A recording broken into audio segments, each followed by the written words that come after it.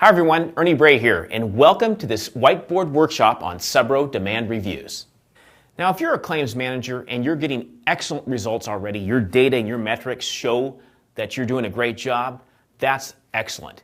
But what we're going to talk about in this video is what we've seen as strategic advisors consulting and working to drive impact for our clients.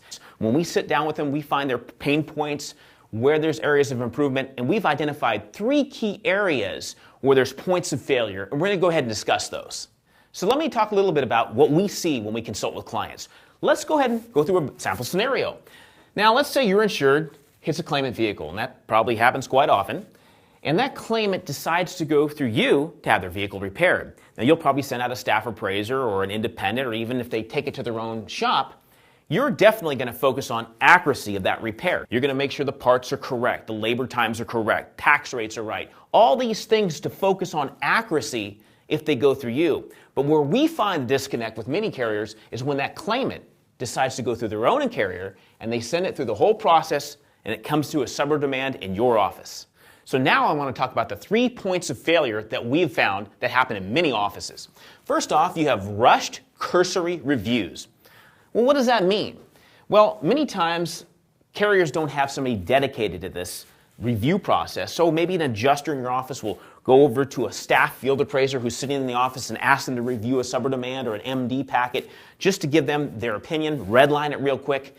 And while that field staff appraiser can do probably an excellent job at that, they have their own workload they're involved in. So they may have the only time to quickly rush and review and not really go through it with a fine-tooth comb and really comb for where the savings could be. So that's one of the areas where they're in a rush situation.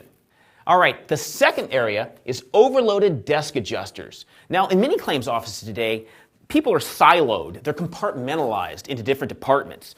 And while a desk adjuster may have some good MD experience, they may be just so overloaded they don't have the time to do a detailed review.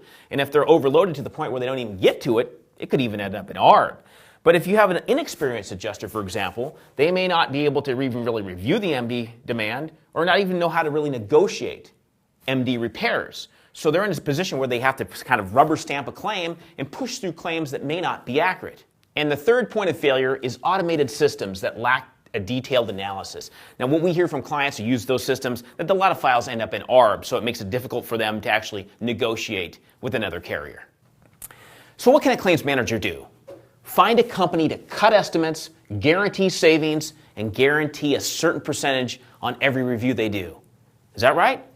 No, we don't believe that's right. Why? Because you can't guarantee savings. You can't guarantee anything because each claim needs to be reviewed on its own merits. Each claim stands alone. That's why each file needs to be gone through, reviewed, analyzed, and documented. So let me tell you about some of the 3 things that we've found that have been very successful for the clients we work with that helped improve their process and increase their efficiency. Let's take a look at the 3 key focus points that we have found that have been very successful with our clients. Number 1, accuracy. Now, you should only pay for what you owe. You don't owe for math errors, excessive rental, excessive towing and storage costs, overlap, duplicate invoices. Those are errors and mistakes that your company shouldn't pay for. So if you focus intently on accuracy and not focusing on trying to chip or cut estimates, you'll find out you'll get some great results. Now let's talk about C, collection of data. We live in a data-driven world. Today, data is power. Now, you can use this power in your Subro process because you can look for historical part searches. This ensures that the parts listed on a claimant demand were indeed available at that time, or were there alternative parts available that would have provided for a better estimate. You can use data to find out if somebody's trying to present fraud. We had this instance, for example, where somebody tried to submit duplicate Subro demands on behalf of a fraudulent collections company to multiple carriers that we did work with. We were able to catch that with combinations of catching the VIN number, the amount of the estimate, and different points of data to help trigger those alerts. Lastly, you can use data to put the right claims into the right hands of the right adjuster. Doesn't that make sense? Because there's different levels of experience, and if you can take Subro demands and analyze them and give them to the right people, maybe there's an adjuster that can negotiate with one insurance company a lot better than another can. You want to get those in the right hands of the right people. All right, now to the final piece of the puzzle, D, documentation. Now, in the claims process, we're all looking for the best outcome on a claim. Now, if we're talking about the Subro process, You want to be able to give your adjuster the easiest way to negotiate, the most information in their hands. The easiest way to do that is through detailed review sheets that break down every change on that estimate, every adjustment that was made.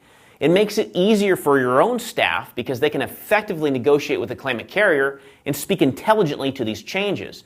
And you also have to realize that sometimes the claimant carrier has people on the other end who are reviewing and negotiating with you that don't necessarily have a lot of material damage experience. So the easiest way to be the most effective is to have information that's easy to understand. And you do that through a detailed review sheet. Well, I hope you found this video interesting, and if you found that these 3 key points are something you'd like to dig in a little deeper with us and find out how we could implement these into your office, feel free to give us a call anytime. We'd be happy to sit down with you, talk about some of the things we see, and help make your office more efficient and work together.